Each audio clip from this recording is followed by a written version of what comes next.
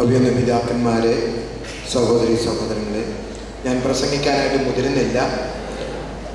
ലോകത്തിൽ നാം വളരെ അനുഗ്രഹിക്കപ്പെട്ട ഒരു സമൂഹമായിട്ടാണ് എനിക്ക് തോന്നുന്നത്. കാരണം സൂര്യൻ്റെ പ്രകാശം കിട്ടാത്ത ധാരാളം രാജ്യങ്ങൾ ഭൂമിയിലുണ്ടെന്ന് എൻ്റെ വിചാരം.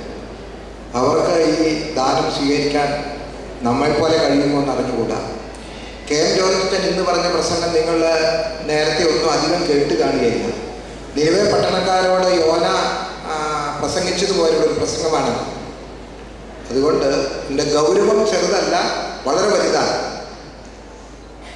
മനുഷ്യൻ വെള്ളമില്ലാതെയും വായുവില്ലാതെയും ഒക്കെ നശിക്കാനിടയാണ്. അതുകൊണ്ട് ആരാധനയേക്കാൾ ഗൗരവത്തോടെ കാണേണ്ട ചിന്തകളാണ് അച്ഛൻ പറഞ്ഞത്. അതുകൊണ്ട് അത് ഗൗരവമായിട്ട് എടുക്കണം. ഇപ്പോഴും നമ്മുടെ ഒരു വിചാരം, അതൊന്നും കുഴപ്പമൊന്നുമില്ല, എൻ്റെ വീട്ടിൽ കറണ്ടുണ്ട്, എൻ്റെ വീട്ടിൽ ബാറ്ററി ഉണ്ട്, അതുണ്ട് ഇതുണ്ട് എന്നൊക്കെ വിചാരിക്കുന്നത് ബാലിശമാണ്. നാം പോകുന്നത് വലിയ ഒരു അപകടത്തിലേക്കാണ്. അതുകൊണ്ട് ഇതിൻ്റെ ആ ചിന്തകളുടെ ആഴം ഒരുപക്ഷെ നമുക്ക് വേണ്ടതുപോലെ നമുക്ക് ഗ്രഹിക്കണം എന്നാണ് എനിക്ക് പറയാനുള്ളത്. ഈ പ്രസംഗത്തിൻ്റെ ഒരു മുക്കാൽ ഭാഗം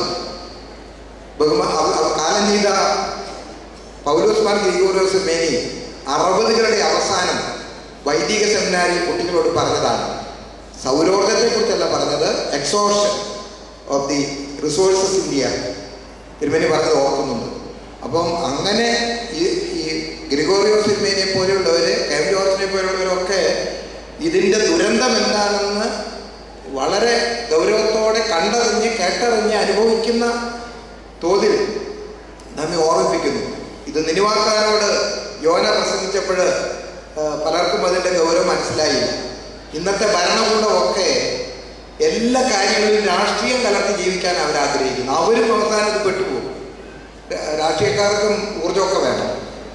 ഈ ഭരണകൂടങ്ങൾക്കൊന്നും ഈ കാര്യങ്ങൾ പ്രശ്നമല്ല. ആര് വേണമെങ്കിൽ മരിക്കുകയോ മരിക്കാതിരിക്കുകയോ ചെയ്യട്ടെ, തൽക്കാലം നമ്മൾ അധികാരം നിലനിൽക്കണം. അതുകൊണ്ട് സമൂഹം മുഴുവനും ഇത് ഉൾക്കൊണ്ടില്ലെങ്കിൽ വല്ലാത്ത അപകടമാണ്. ഞാൻ ദീർഘിപ്പിക്കുന്നില്ല.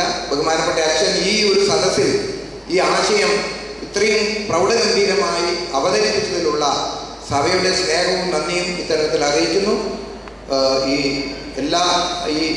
സമയത്ത് ഈ വിഷയത്തിന് വേണ്ട എല്ലാ ഒത്താശകളും അതിനോട് ചേർന്ന് പ്രവർത്തിക്കുവാൻ തക്കവണ്ണം മലങ്കര സഭ ആഗ്രഹിക്കുന്നു, പ്രഖ്യാപിക്കുന്നു. ഞാനൊരു വാക്കുകൾ ചുരുക്കുന്നു.